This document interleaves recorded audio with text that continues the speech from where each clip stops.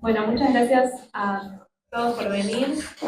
Vamos a empezar con la segunda charla del día, Transhumanismo, Filosofía, Tecnología y Futuros Posibles, con Karina PH y Sebastián Monticelli. Empezamos súper puntual, porque después a las 7 tenemos la tercera charla del día, y bueno, igual pueden seguir bajando a la gente. Hay lugares acá adelante, si alguien quiere venir para adelante, hay bastantes lugares para allá también.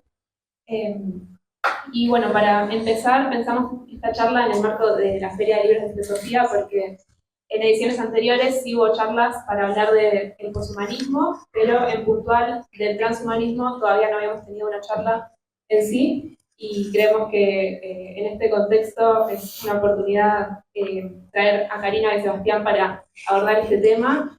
Entonces, les agradecemos mucho a los dos porque estén acá, también a Diego y a JJ por la organización de la feria. Y bueno, voy a presentar a los expositores y ya empezamos con la charla. Karina PH es doctora en Filosofía por la Universidad de Buenos Aires, investigadora y profesora adjunta de Filosofía Contemporánea en la Facultad de Filosofía y Letras de la Universidad de Buenos Aires y en la Universidad Nacional de La Matanza. Integra el Instituto de Investigaciones Filosóficas, SADAF, CONICET, y es cofundadora del Grupo de Inteligencia Artificial, el Grupo de Investigación de Inteligencia Artificial, Filosofía y Técnica, el Grupo GIF, y coordinadora general de la Red de Mujeres Filósofas de América Latina por UNESCO. Sebastián Botticelli es profesor en Filosofía, doctor en Ciencias Sociales y certificado postdoctoral por la UBA. Se desempeña como docente e investigador en la UBA y en la Universidad Nacional de 3 de Febrero. Dirige el Centro de Estudios sobre el Mundo Contemporáneo, CEMU-UTREF, y recientemente compiló el libro de ensayos Monstruos, Prodigios en los albores de la inteligencia artificial, editado por la editorial CCO. Bueno, damos comienzo a la charla y hacia el final vamos a hacer vamos a abrir a preguntas e intervenciones. Hola, bueno, buenas tardes, muchas gracias por acercarse, muchas gracias a Diego por esta iniciativa, a todo el equipo que organiza este evento que personalmente celebro, ¿no? Este encuentro de cuerpos presentes para hacer del pensamiento una suerte de refugio. Aquí me apropio de una cita que vi que estaba publicitando con toda la resonancia nietzscheana del caso Diego, que es la de hacer del pensamiento un refugio en tiempos de desasosiego, tales como los que estamos transitando. Y entiendo que si están aquí es porque el tema, al igual que a nosotros, les interpela. Pensando en el título, dada la polisemia que tiene la noción de transhumanismo, pensé que tal vez lo más adecuado sea hablar en plural de transhumanismos, tecnología, desde una mirada, por supuesto, filosófica, para visorar junto a ustedes también una cuestión que me parece nos interpela y mucho, como son las figuraciones de los futuros posibles en este contexto. Como probablemente haya personas que no estén familiarizadas con el debate, y porque intrínsecamente además el debate entre un movimiento al que recién hizo mención Agustina, que es el posthumanismo y el transhumanismo, a veces se dan, aludidos de un modo indiferenciado. Acordamos con Sebastián en la necesidad de, en primera instancia, hacer una suerte de elucidación conceptual, que no pretende tampoco ser exhaustiva, pero sí tratar de clarificar un poco de qué hablamos cuando hablamos de transhumanismo y de transhumanismos desde sus diversas variantes. Muy sucintamente, ¿en qué sentido este es un movimiento que debemos diferenciar muy claramente respecto de los posthumanismos, ahí donde también nos resulta pertinente, o al menos a mí, hablar en un sentido plural? Y entonces le conferimos una estructura tripartita a este encuentro en el que nos iremos pasando alternadamente la palabra para ampliar luego el diálogo desde una actividad que consideramos es inherentemente dialógica, tal como es precisamente la actividad, la praxis filosófica. Así que en primera instancia vamos a estar tratando de generar una suerte de cartografía o de mapa conceptual a propósito de qué estamos entendiendo por transhumanismos.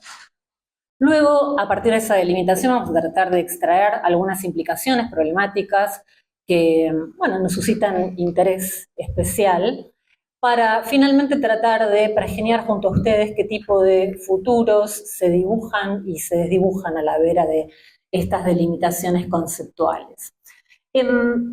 Para arrancar un poco con esta cartografía, pensé en un artículo es muy abigarrado conceptualmente, que condensa un poco las diferencias y relaciones entre poshumanismo y transhumanismo, un artículo que salió publicado en la revista Xenomórfica y que estuvo a cargo de Francesca Ferrando, que es una representante conspicua del poshumanismo filosófico, ¿no? Y ella se hace cargo precisamente del poshumanismo filosófico como una etiqueta que en rigor es una noción quizá excesivamente paraguas, ¿no?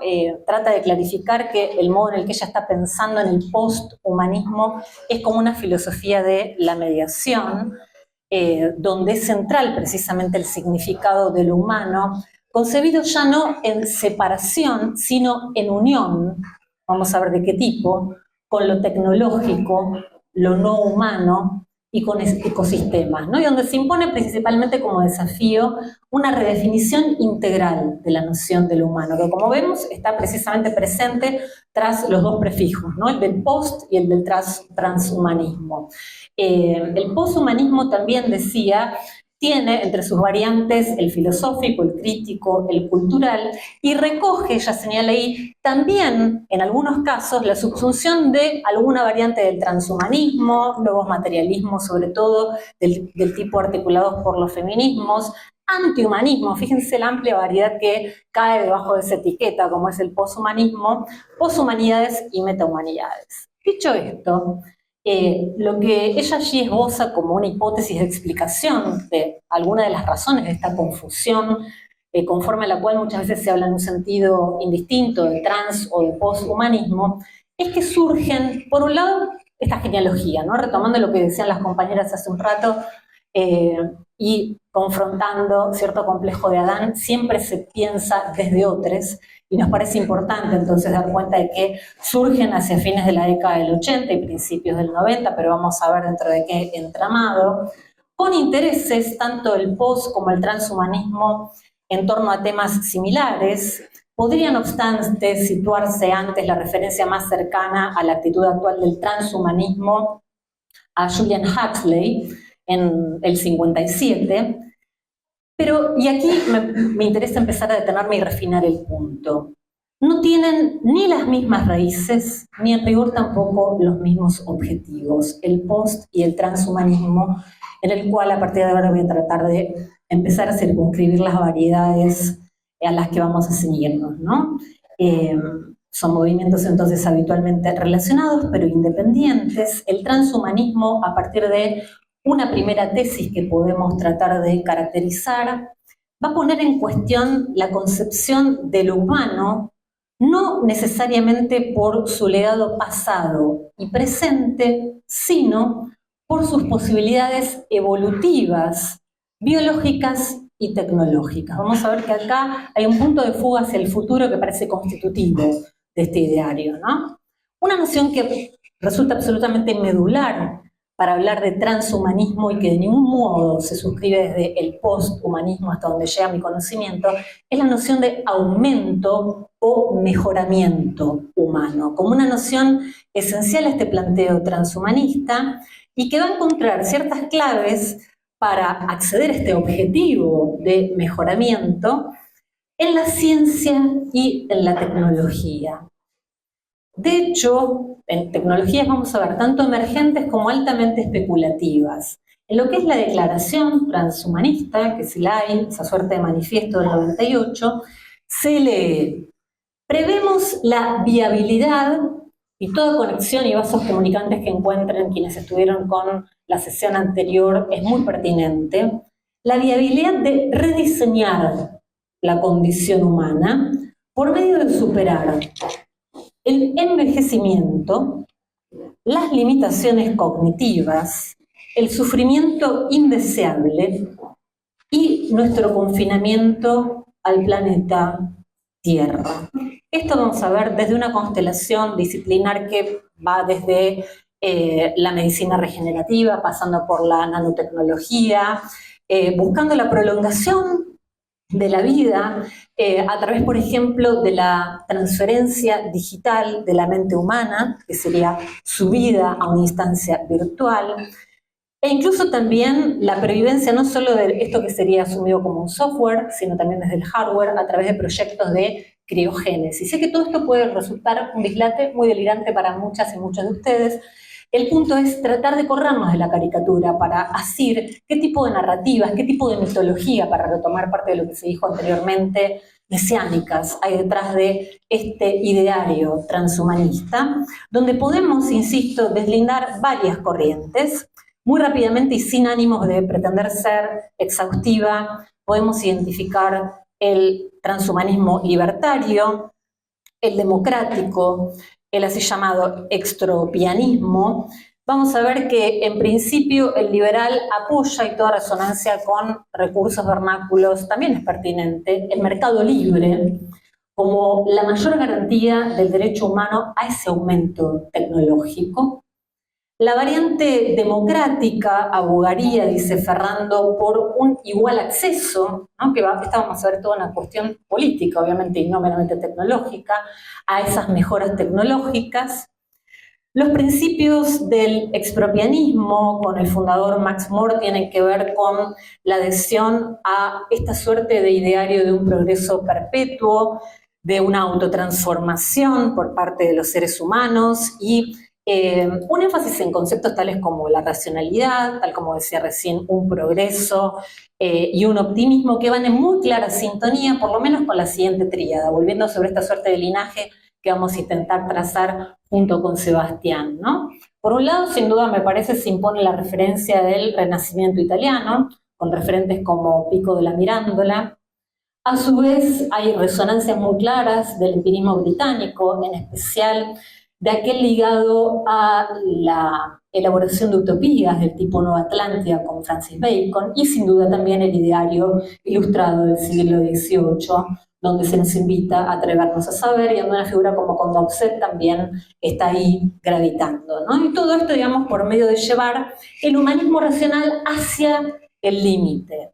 El transhumanismo, dice Francesca Ferrando de un modo provocador, puede ser definido como ultrahumanismo, dando cuenta de un compromiso, a mi juicio, muy controvertido, puesto que, y aquí me gustaría detenerme en tres grandes tesis, esto supone una clara adhesión al antropocentrismo, y esta va a ser una barrera que muy claramente diferencia este tipo de propuestas respecto de la propuesta posthumanista, en el sentido de que en Occidente, como sabemos, el ser humano ha sido colocado en una posición jerárquica respecto al reino de lo no humano.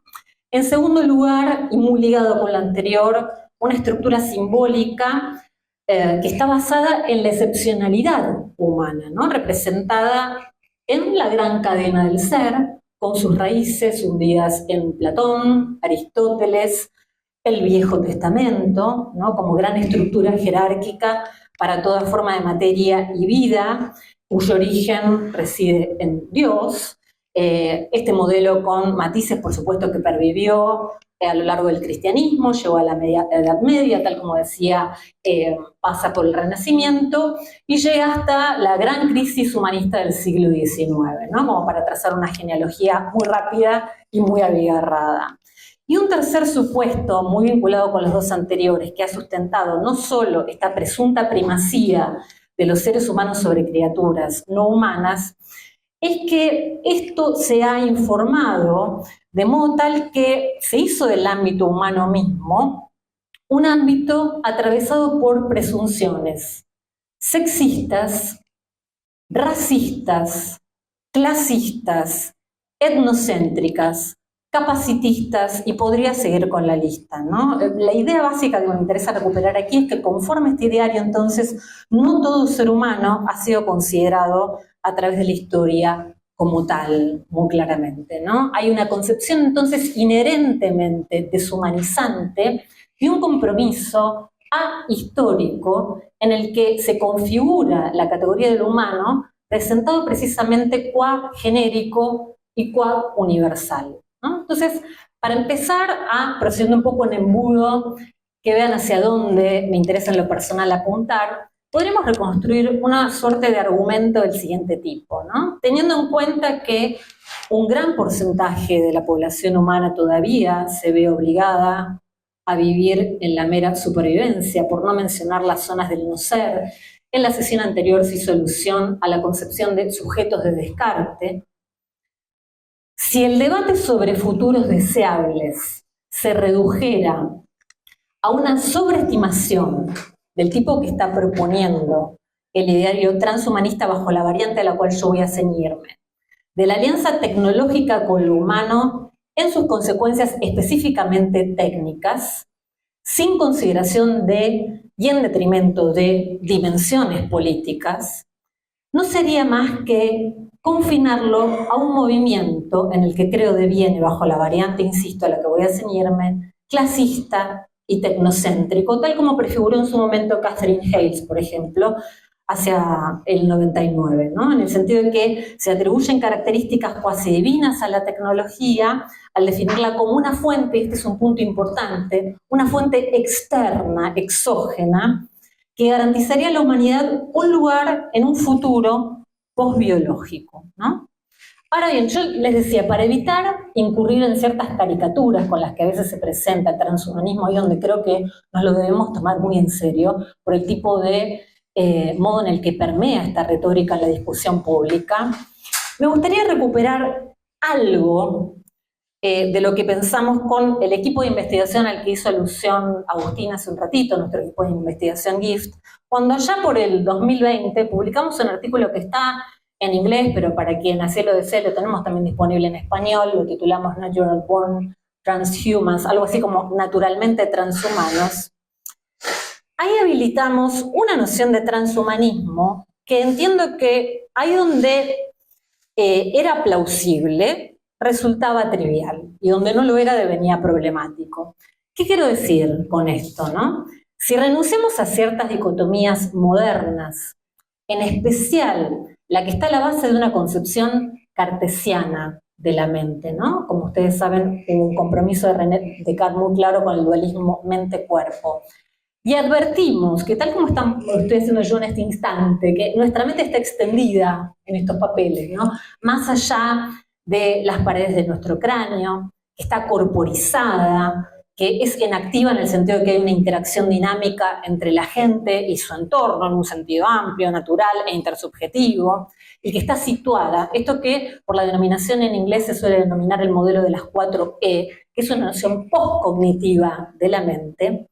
Podemos, creo yo, conceder que la relación nuestra de seres humanos con nuestras herramientas y sistemas tecnológicos es más bien de índole constitutiva, por lo cual, de alguna manera, podríamos decir, y lo digo provocadoramente, que siempre fuimos transhumanos, ¿no?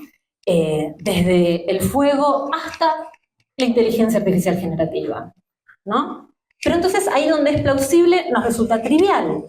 La variante que quisiera en cambio discutir con ustedes hoy es entonces aquella que permea, como ustedes sabrán, gran parte del discurso público, que está cooptado por las grandes empresas tecnológicas y que en línea con la denominación que adoptó Maximiliano Zeller en un muy buen artículo para quien le interese profundizar esto, que es Inteligencia Artificial y Transhumanismo, que salió publicado en OK Pandora por El Gato y la Caja, denomina transhumanismo corporativo. Es con esta variedad con la que quiero precisamente meterme aquí y ahora, tributaria de la así denominada ideología ethos californiano. Para quien le interese, hay un excelente ensayo de Barbrook y de Cameron que da cuenta del entretejido profundo que hay entre este ethos y lo que se conoce como el solucionismo tecnológico, sobre el cual ahora no quiero monopolizar la palabra, no voy a detenerme, pero lo podemos hacer luego, y que básicamente va a poner en crisis, ahí aparece recuperada en una de las slides, la noción o el concepto de límite, ¿no? Va a poner en crisis una variedad del concepto de crisis, que es en especial pensar en nuestros límites biológicos, desde una concepción además del humano profundamente reduccionista, a mi juicio, porque están pensando desde una matriz esencialista biologicista, ¿no? Donde básicamente yo aislaría tres grandes tesis, ahora sí a la vera de este transhumanismo corporativo. Frente a lo que se dijo en la sesión anterior, la búsqueda de la inmortalidad por distintas apelaciones a tecnologías emergentes y especulativas, la noción de singularidad tecnológica. Yo no hablé aquí también de cierta deuda con el cosmismo ruso, pero hay quienes ubican, por ejemplo, a Ray Kurzweil, si mal no recuerdo, lo hace Esteban Hierardo en la compilación que coautoría con Samuel Cabanchik hizo Sebastián.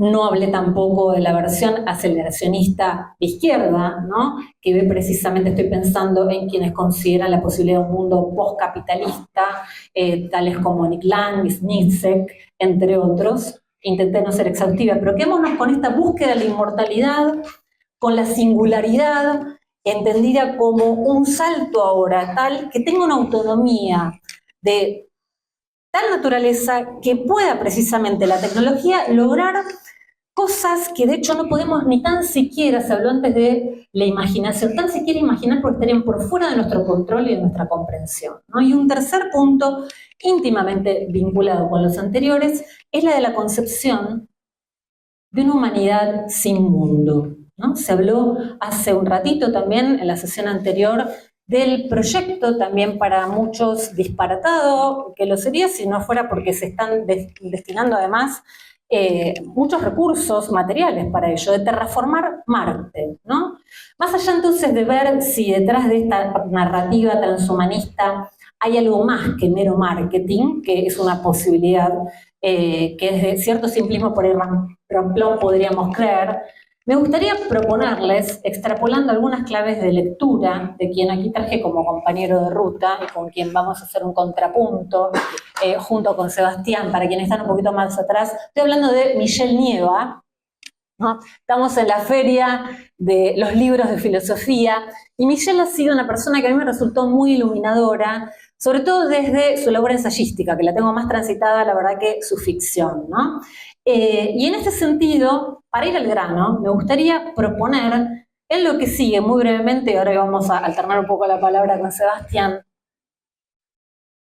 un poco también en la línea de, se la mencionó hace un ratito aquí a Sara Ahmed, la línea del filósofo Aguafiestas, que me interesa hacer una lectura cyberpunk o cyberpunk, como prefieran, de este transhumanismo corporativo, ¿no? Ustedes dirán, bueno, ¿y por qué esa adjetivación? ¿Por qué estás hablando de la posibilidad de una lectura cyberpunk? Básicamente por dos grandes razones que voy a iluminar luego a través de la remisión a Tecnología y Barbarie de Michelle Nieva y al otro texto de él que se llama Ciencia Ficción Capitalista y que lleva por subtítulo el sugerente Cómo los multimillonarios nos salvarán del fin del mundo, y también toda resonancia con la charla anterior es por demás pertinente, para tratar de pensar junto a ustedes, uno, ¿en qué sentido la antropología implícita en el transhumanismo es inescindible de su proyecto político, ¿no?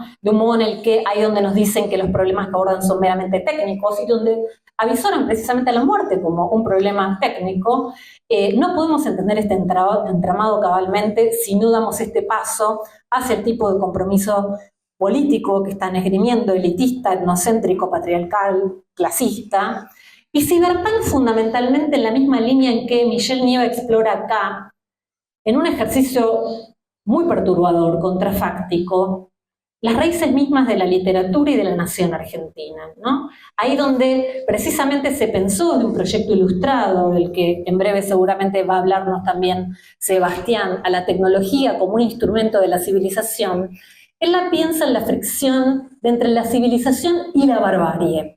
Y en este ejercicio contrafáctico que propone, en Tecnología y Barbarie, Michelle presenta 4 dispositivos tecnológicos como fundantes precisamente de la nación argentina. El primero de ellos es la Remington Mataindios. El segundo instrumento tecnológico que piensa es el telégrafo, que permitía a los ejércitos comunicarse entre sí en la así denominada conquista del desierto. El tercer punto que él consigna es el del alambre de púa, primero pensado para preservar el cuero a ser comercializado de las vacas, pero que llevan una línea de continuidad. Hoy se habló, y creo que va a estar resonando mucho a lo largo de estos días, de los 50 años del golpe cívico-militar en nuestra nación, en una línea que conecta con la propia picana, ¿no? En la tortura y desaparición de los cuerpos.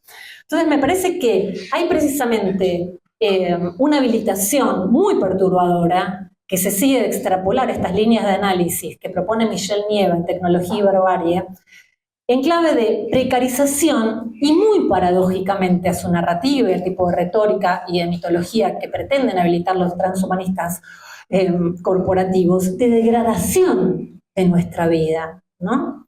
Entonces, fundamentalmente me gustaría, no sé si querés tomar la palabra vos, Sebastián, redondeo con un par de citas de Michelle Nieva, por qué creo necesaria, además de plausible, esta lectura cyberpunk del transhumanismo corporativo. Y previo a ello me gustaría hacer una aclaración, ¿no? Porque inmediatamente alguien que me escucha por ahí podría decir, bueno, revive en Karina una neoludita, ¿no?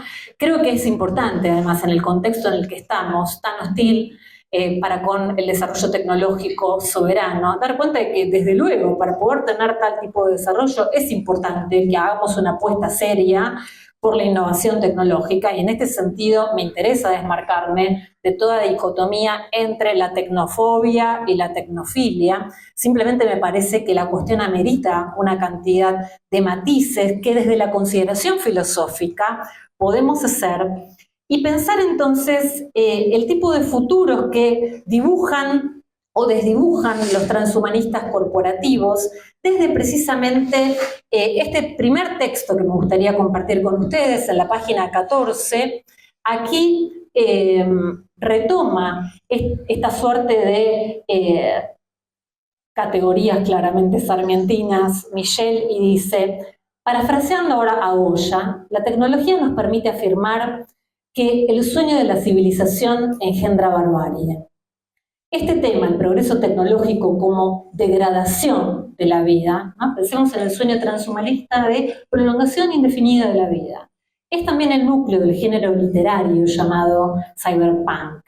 Y hay que decir que la literatura argentina nace con otros dos movimientos típicos del cyberpunk. Por un lado, el de la distopía, expresado en la descripción geográfica de la Pampa como un desierto, un páramo en el que solo florecen el peligro y la muerte, que solo despierta la tristeza y la angustia, y que no puede ser el hogar de nada ni de nadie. Por otro lado, el motivo cyberpunk del androide, expresado en las figuras del indio, de la India, del gaucho y de la China, criaturas que valen menos que un humano y cuyo asesinato no constituye un homicidio.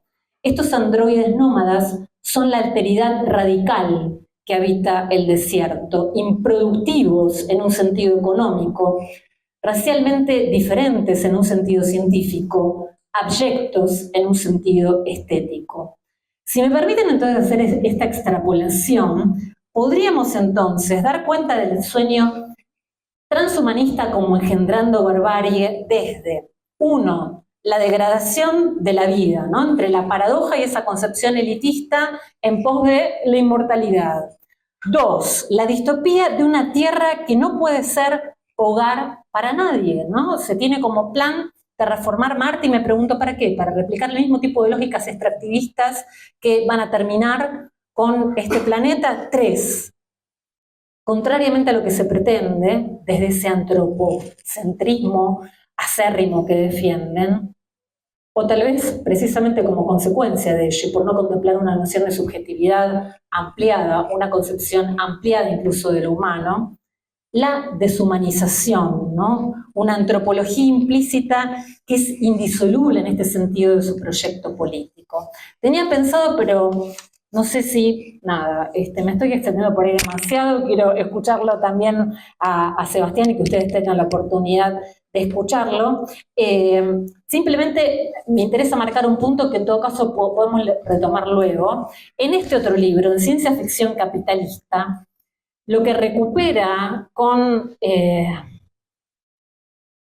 una lucidez exquisita, a mi juicio, Michelle Nieva, es el modo en el que se ha intentado la estetización de la tecnología a partir de la apropiación que el capitalismo tecnológico hace precisamente de la literatura de ciencia ficción. Hace un ratito aquí se habló de cierta narrativa muy vinculada con la mitología, con el mito del héroe, el héroe pensado bajo la figura de un Mesías. Bueno, mucho precisamente de este proyecto subyace sin duda a este arco de tragedia a comedia y de futuros posibles que va a estar tratando de entramar en ciencia ficción capitalista Michelle Nieva, ¿no?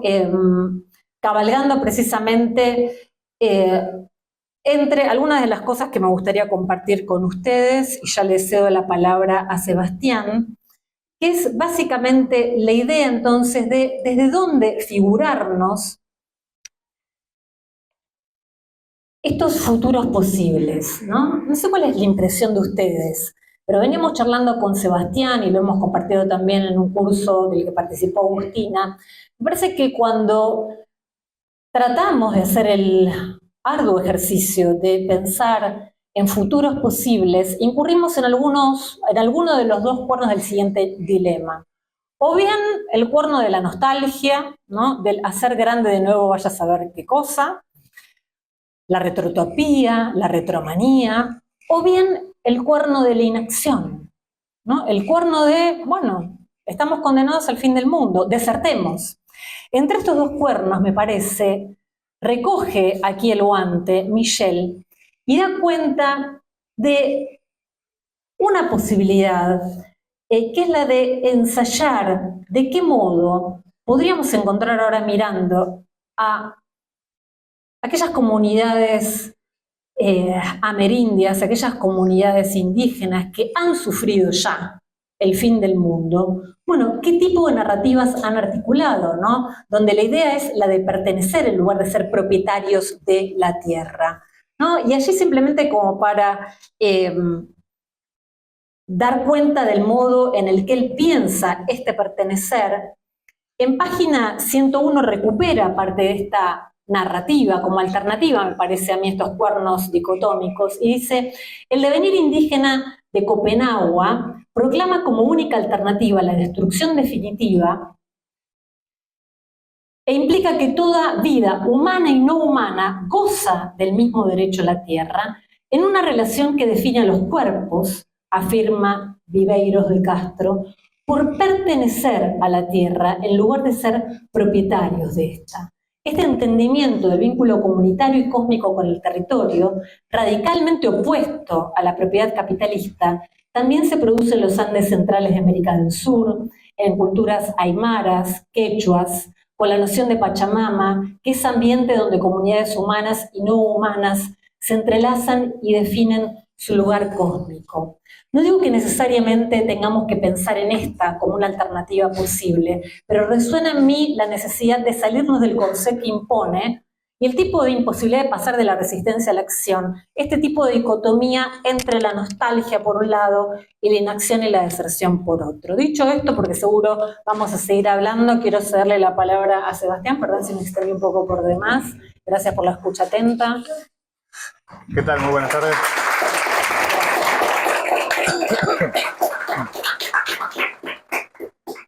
¿Qué tal? Hola, buenas tardes. ¿Se escucha, no? Ahí estamos bien. Bueno, agradecer primero que nada la invitación y saludar el trabajo y el ímpetu que le pone Diego a estos eventos. Diego y por supuesto a la gente que trabaja con él, que son un grupo, entiendo que año a año va creciendo en un montón de dimensiones. Esto que está pasando acá, yo he venido en las 4 ediciones anteriores como consumidor a esta feria. Hoy me toca estar del lado de los que hablan, pero enseguida, cuando terminemos con esta conversación y antes de que empiece la siguiente, voy a ser de consumidor nuevamente entre los stands que están arriba. Y además la posibilidad, por supuesto, de compartir este espacio, esta mesa con Karina, es también un gusto muy, muy grande. Karina hablaba de pensar este momento, ¿no? Este evento de la Feria del Libro de Filosofía como un refugio. A mí me gustaría sumar la idea de pensar también esta clase de encuentros como un impulso, ¿no? La filosofía, en tanto disciplina académica, e incluso antes de convertirse en disciplina académica, tiene al pensamiento por objeto y por alfa y omega, y el pensamiento en muchos casos puede funcionar como impulso y a veces requiere de un impulso que necesita de una decisión que tiene que ver antes que con el pensamiento, con la voluntad.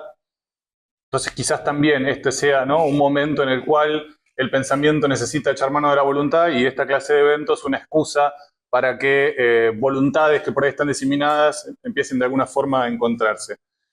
El tema que nos convoca, por supuesto, es el del transhumanismo y yo voy a tratar de seguir el esquema que fijamos con Karina, agregando algunos elementos o proponiendo algún tipo de visiones diversas respecto de lo que, en principio, conceptualmente, podría entenderse por transhumanismo. Destaco el potencial y el podría. Si no se ven bien las imágenes, ahora las describo mínimamente, están un poco lejos. Destaco lo del potencial porque hay caminos diversos, ¿no? Ya quedó claro con el mapa que empezó a armar Karina, que hay distintas formas de entender un campo problemático que reverbera desde hace un par de décadas y que yo lo entiendo como un modo de problematización filosófica que ha sabido construir sus propios problemas, aquellos que giran en torno de lo humano. Y en esa clave, el poshumanismo tiene una impronta y parte de un conjunto de supuestos y el transhumanismo en muchos sentidos se encuentra en la vereda de enfrente. Ahora voy a tratar de explicar un poco por qué. Una primera cuestión que a mí, a nivel metodológico, me interesa mucho precisar cuando nos metemos dentro de estas discusiones es aclarar el sentido en el que se entiende el humanismo y distinguir humanismo de humano. Y entre también las posibilidades que hay de definir al humanismo, yo trato de manejarme con una definición precisa que remite el humanismo a un movimiento histórico-cultural acotable, con fecha y geografía de surgimiento, ¿no? Y que tiene que ver, por supuesto, con ese proceso que se da entre el Renacimiento y que hace eclosión en la modernidad en la Europa central, no en cualquier lado. Además, eso es importante decirlo. ¿No? Esta suerte como de reloaded, de nueva versión del antropocentrismo, que sí es mucho más antiguo y tiene mucha más larga data que el humanismo. Y en esa clave, el transhumanismo podría pensarse, para mí, una posibilidad, una propuesta, como una doble paradoja. Voy a tratar de explicar un poco por qué. No sé si alcanzan a ver las imágenes. Estas imágenes, como algunos ya se habrán dado cuenta, han sido generadas por una inteligencia artificial, al cual yo le prompteé algunos datos, le pedí, es muy complejo, ¿no? Tratar de dar con el verbo exacto en lo que hace con la interacción con las inteligencias artificiales. El primero de ellos refleja, digamos, un primer rango, un primer eje de esta paradoja, es el más tradicional, es la paradoja antropológica que uno puede encontrar expresada con mucha claridad en Aristóteles. De algún modo, por supuesto, ya estaba antes en Platón, pero en Aristóteles se vuelve más esquematizable, desde mi humilde saber y entender. El humano es ese ser que está en tensión entre dos polos que pueden ordenarse verticalmente, por lo bajo lo animal, las pasiones, el cuerpo, etc., y por lo alto la divinidad, que funciona como sinónimo de la perfección. El humano tiende, quiere, desea, pretende o debería pretender acercarse a la divinidad y si se mantiene tironeado por las pasiones que son lo bajo. Pero el humano, por supuesto, es algo distinto del animal, está por sobre el animal, lo cual habilita una serie, por supuesto, de cuestiones éticas y nunca alcanza a la deidad, por lo cual tiene que establecer distintas formas de vincularse con esa deidad que daría paso en este esquema a las religiones, ¿no? Esto es la tradición que uno podría remontar allá a tiempos antiquísimos.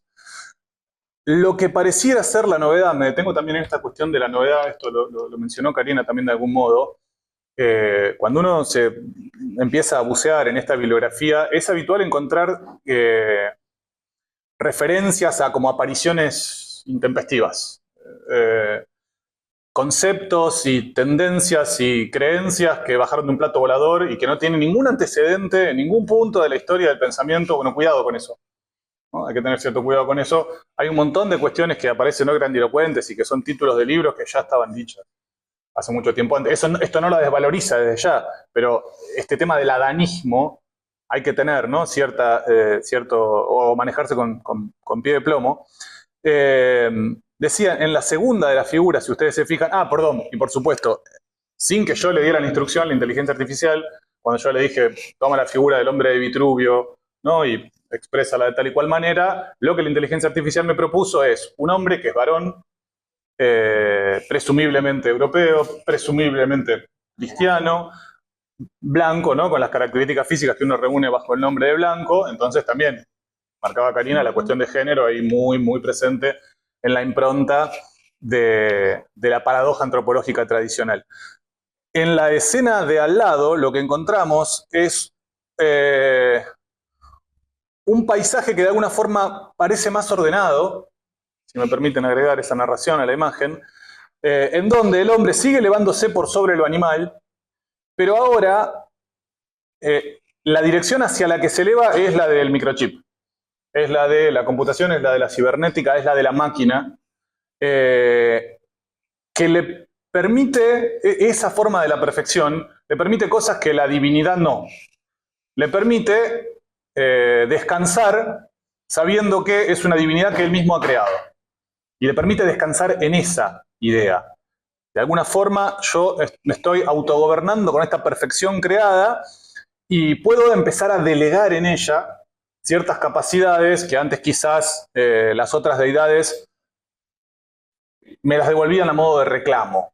Entonces ahí hay una primera paradoja, ¿no? Que para mí funciona para entender lo que implica el transhumanismo. Y una segunda paradoja, yo la tomo de un autor italiano muy interesante que se llama Massimo De Carolis, que justamente titula el libro en el que trabaja este tema La paradoja antropológica, nichos, micromundos y disociación psíquica, y podría funcionar no de manera transversal con esta que estoy comentando. Lo que señala De Carolis es que la singularidad humana consiste en que el humano expresa una forma de vida que lo expone a la apertura radical de posibilidades, a diferencia del animal, no por sobre el animal, pero sí a diferencia del animal, y al mismo tiempo esa exposición infinita a la contingencia lo obliga a protegerse, a generar instituciones simbólicas que funcionen de una manera relativamente estable, o que al menos así lo parezcan, para que la vida humana pueda explorar y contener, ¿no? Explorar y contener, o explorar y contenerse, dar pasos y luego tratar de mapear esos pasos que acaba de dar. Entonces, está la apertura a la contingencia como lo que impulsa a la humanidad y la necesidad de reducir esa contingencia. Bien, desde estas dos paradojas antropológicas, ¿no? O si pudiéramos pensarlo como una paradoja doble, el transhumanismo, me parece, puede interpretarse como una tentativa de resolución de esta situación paradojal. Y una tentativa de resolución de esta situación paradojal que va a tener su principal motor y su principal, digamos, superficie de agarre en el progreso tecnocientífico.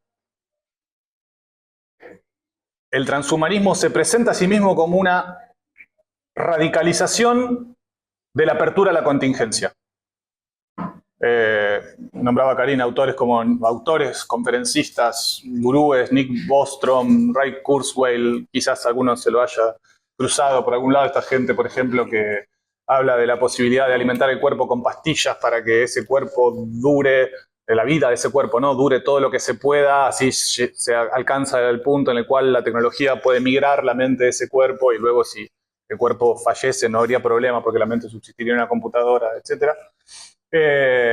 El movimiento que impulsa eso sostiene que las tecnologías emergentes, como la inteligencia artificial, por supuesto, pero no solo, la biotecnología, la neurotecnología, la ingeniería genética, la genómica, permitirían superar las limitaciones biológicas humanas. La palabra clave para pensar la cuestión del transhumanismo es la del límite, ¿no? Y el límite es algo que necesariamente debe superarse. Hasta allí uno podría inventar la máquina del tiempo y viajar hacia atrás un par de siglos y no estaríamos diciendo nada exactamente nuevo. Lo que ocurre es que en este mismo discurso la tendencia del transhumanismo expresa una novedad. No solo amplía la contingencia, sino que además promete hacerse cargo, esa impronta tecnocientífica, de gobernar la contingencia. Y el humano tendría, desde ese lugar, la posibilidad no solo ya de franquear sus límites, sino además de no tener que preocuparse por lo que ocurre una vez que esos límites son franqueados. Y ahí me remito nuevamente a la segunda de las figuras. ¿Sí? Estamos hasta acá, entonces, la optimización cognitiva, el control biológico del envejecimiento, la gestión algorítmica de las decisiones. Pensemos, hoy estábamos mencionando recién los 50 años del inicio de la última dictadura cívico-militar. Pensemos en la importancia que tiene y el significado particular que tiene para la historia argentina y de muchos otros países de Latinoamérica, pero me quiero concentrar en Argentina, la democracia, no solo como sistema de elección de representantes, sino como forma de resolver los problemas colectivos. Pensemos en cómo eso puede rápidamente tomar la deriva de devolvernos a los ciudadanos a ese lugar que Kant llamaba, ¿no?, la tendencia de los hombres perezosos y cobardes. Sabemos que Kant decía esto, ¿no? Los hombres son perezosos y cobardes cuasi por naturaleza, hay que empujarlos. Atrévete a saber, es un blasón que hay que levantar, no viene de suyo. Bueno, si ahora las decisiones que tienen que ver con la administración de recursos las pueden tomar los algoritmos, ¿qué necesidad tengo yo de andar preocupándome por ver o tratar de entender, no sé, el presupuesto nacional, por caso? Entonces ahí hay algo bastante complejo, ¿no? Insisto, el transhumanismo como una forma de reducir la incertidumbre constitutiva, de resolver la doble paradoja, pero además de gobernarla. Y esa forma de gobierno, estoy siguiendo bastante a Carolis en esto, produce centralmente nichos y micromundos tecnológicos. Entornos virtuales, ecosistemas informacionales, plataformas algorítmicas, redes sociotécnicas, que, y acá vendría, ¿no?, la respuesta crítica, muy lejos de resolver la paradoja, la intensifican y la radicalizan. Porque cuanto mayor es la expansión de las posibilidades tecnológicas, mayor va a ser también la necesidad de delegar en esas tecnologías los mecanismos de control y de estabilización. Y van a proliferar aún más los micromundos, cada vez más fragmentados, cada vez más pequeños, las identidades cada vez más, ¿no?, siguiendo una línea de disgregación, y nuevas formas de eso que De Caroli llama disociación psíquica. ¿Estamos hasta acá? Entonces esto sería como una descripción problemática del transhumanismo, y Karina adelantaba, ¿no?, que íbamos a tratar de hacer como un contrapunto que funciona también como una, me parece muy potente, sugerencia de lectura, ¿no? Hay un autor que es franco-chileno, que seguramente varios de ustedes conocen, y si han tenido la oportunidad de leerlo, seguramente también lo han disfrutado, que se llama Benjamín Labatut. ¿Qué más? Estoy lejos del micrófono. Que se llama Benjamín Labatut. Y que a mí, para lo que me ha servido, entre varias otras cosas, Benjamín Labatut, con sus novelas y con sus ensayos, es pensar una distinción importante, ¿no? Existe un transhumanismo, yo lo llamo grandilocuente o espectacularizado, que creo que sería el equivalente de lo que Karina acaba de llamar transhumanismo corporativo.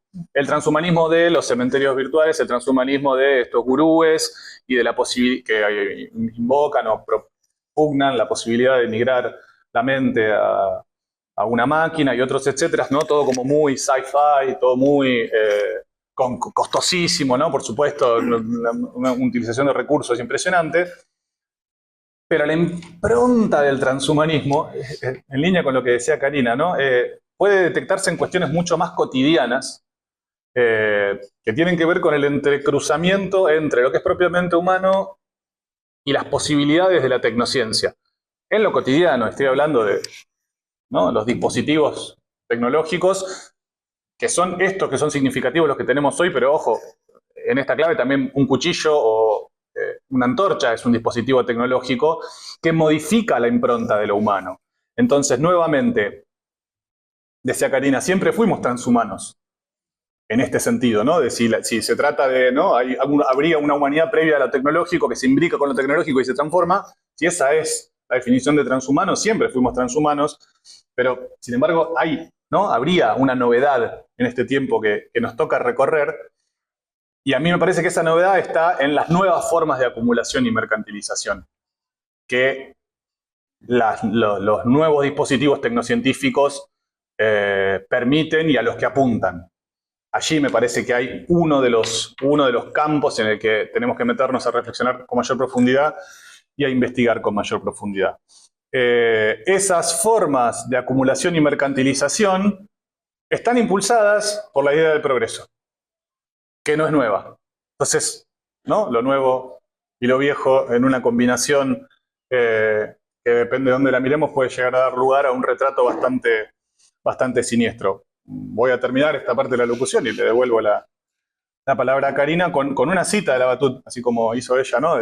Dijimos tratar de armar este paralelo citando a Michel Nieva. Quienes hayan leído, y si no, no tendría importancia en este punto, la novela Maniac de Labatut, se habrán encontrado con una biografía basada en hechos reales, pero al mismo tiempo muy bien novelada y cruzada con reflexiones muy, muy bien articuladas de John von Neumann, que según Labatut lo describe como el ser humano más inteligente del siglo XX, un científico que se codea durante toda la primera mitad del siglo XX con los grandes pensadores de la física como Heisenberg y por supuesto Einstein, y empieza a trabajar en la generación de las computadoras, que en principio desde ya tienen un uso militar, y él empieza a buscarle nuevos usos.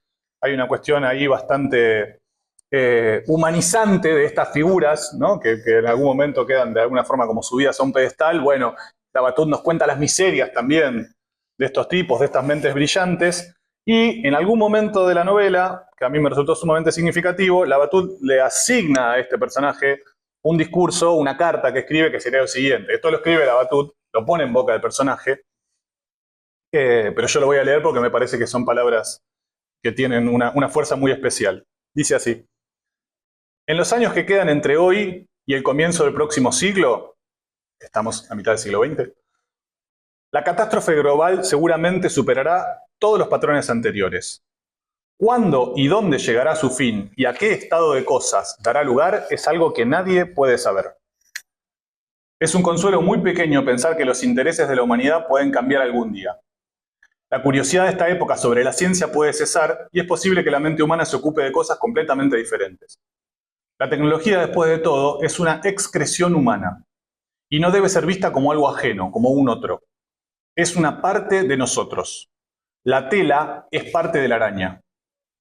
Sin embargo, parece que el progreso cada vez más rápido de los medios técnicos da muestras de estar acercándose hacia un tipo de singularidad esencial. Un punto de inflexión en la historia de nuestra raza más allá del cual los asuntos humanos tal como los conocemos no podrán continuar. El progreso se volverá tan complejo y veloz que no podremos comprenderlo. Porque el poder tecnológico en sí es un logro ambivalente y la ciencia es neutra por completo. Provee de los medios de control aplicables a cualquier propósito, pero permanece indiferente ante todos. Lo que crea el peligro no es el potencial destructivo particularmente perverso de un invento específico. El peligro es intrínseco. Para el progreso no hay cura. Dice Labatut y nos deja todos sumidos en este silencio. Bien. Wow.